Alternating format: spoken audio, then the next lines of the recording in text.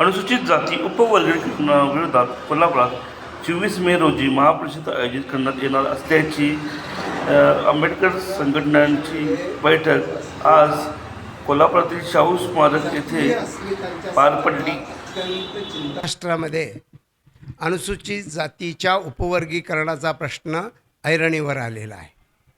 दोन जातीमध्ये जाणीवपूर्वक संघर्ष निर्माण करणारा हा प्रश्न जातींच्या हातात कोलीत देऊन शासनकर्ते पाहत बसलेले आहेत.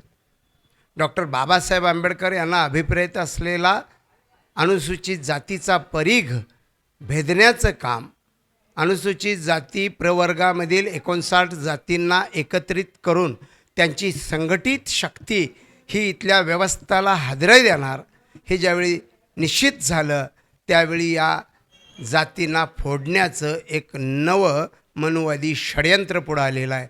आणि म्हणून अशा वेळी या दोन जातींनी पिढ्यानपिढ्यांना भोगावं असं वैमनस्य निर्माण होता कामा नये.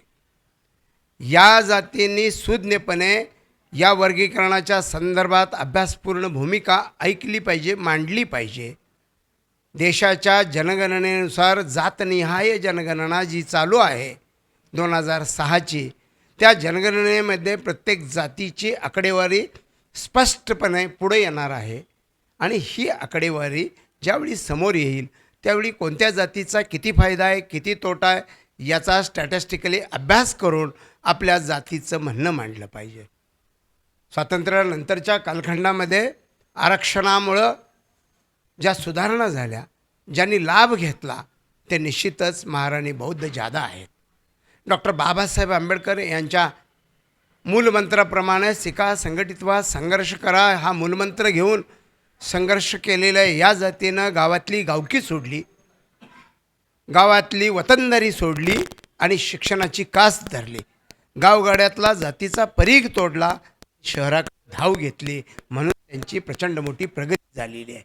आणि या प्रगतीचा हेवा वाटून त्यांच्याशी शिक्षणात प्रगती करावी, त्यांच्याबरोबर नोकरीमध्ये स्पर्धा करावी, स्पर्धा परीक्षेमध्ये त्यांच्याबरोबर उतरावं ही अवस्था आहे. पण जातीवाद्यांचं आव्हान तोडण्यासाठी मात्र आपण एकत्र राहिलं पाहिजे.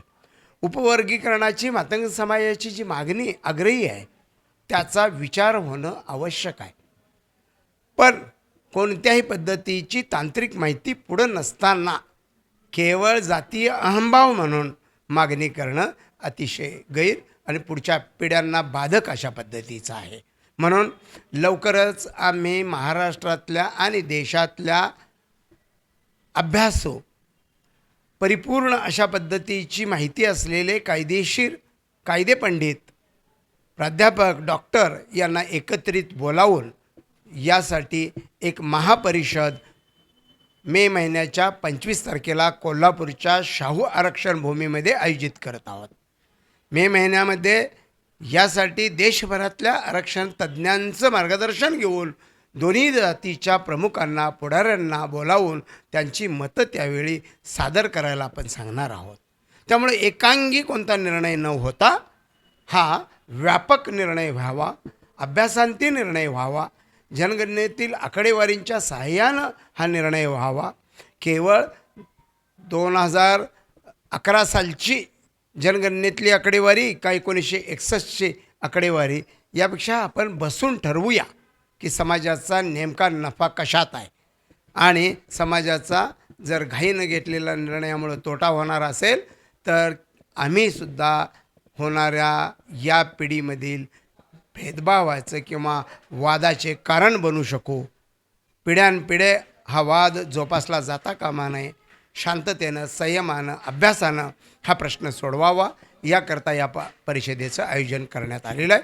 25 मेला कोल्हापुरात महाराष्ट्रव्यापी वर्गीकरणाच्या संदर्भातील परिषद होणार आहे. 5% अ, 5.5% ब आणि 4.5% क अशा पद्धतीचं आरक्षण विभागून त्यांनी दिलेलं आहे. फारसा अभ्यास त्यांनी केलेला नाही. वंजारी समाजाकरिता असलेलं मूळचं आरक्षण जे आहे या संदर्भात कर्नाटक शासन गंभीर नाही. केंद्र सरकार आरक्षणाविषयी अन्सरेबल आहे. सर्वोच्च न्यायालयाच्या ध्येय आणि धोरणाप्रमाणे आदेशाप्रमाणे केंद्र सरकारनं घालून दिलेल्या नियमावलीप्रमाणे आरक्षण आणि त्याचं उपवर्गीकरण व्हायला पाहिजे.